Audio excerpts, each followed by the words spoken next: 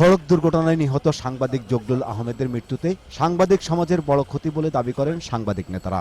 তার মতো পরিশ্রমী ও নিষ্ঠাবান সাংবাদিককে অকালে হারানোর জন্য সরকারি দায়ী এমন দাবি তাদের।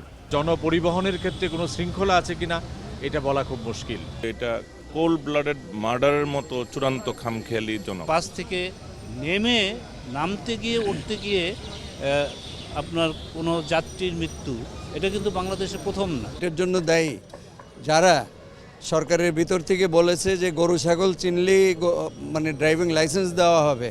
দুর্ঘটনা বলা হলেও আসলে ঠিক এটা দুর্ঘটনা বলতে আমি রাজি নই। সরকারের বা প্রভাবশালী লোকেরাই তো এই সমস্ত শ্রমিক ইউনিয়নগুলো চালান, তো এইভাবে চললে তো চলবে না। রাজনীতিবিদ ও সুশীল সমাজের প্রতিনিধিরা জগলুল আহমেদের অকাল মৃত্যুতে শোকাহত।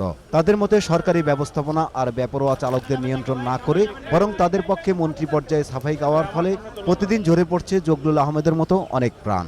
তো আমাদের এই দিগন্ত কিন্তু সাংঘাতিকভাবে আমাদের ক্ষতিগ্রস্ত হলাম।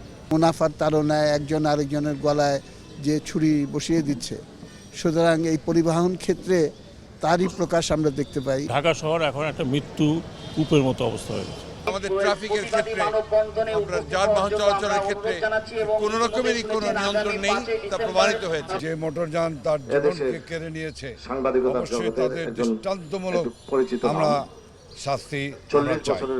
29 নভেম্বর রাতে সড়ক দুর্ঘটনায় নিহত সাংবাদিক জগলুল আহমেদের জানাজা শেষে এমন মন্তব্য করেন তারা। প্রথম জানাজা বনানী জামে মসজিদে অনুষ্ঠিত হলেও দ্বিতীয় জানাজা হয় জাতীয় প্রেস ক্লাব চত্বরে। আর এই জানাজায় অংশ নেয় সমাজের বিভিন্ন স্তরের মানুষ। পরে মরদেহ নেওয়া হয় আজিমপুর কবরস্থানে, সেখানেই সমাহিত করা হয় প্রবীণ এই সাংবাদিককে। ফারুক হোসেন, 21 টেলিভিশন, ঢাকা।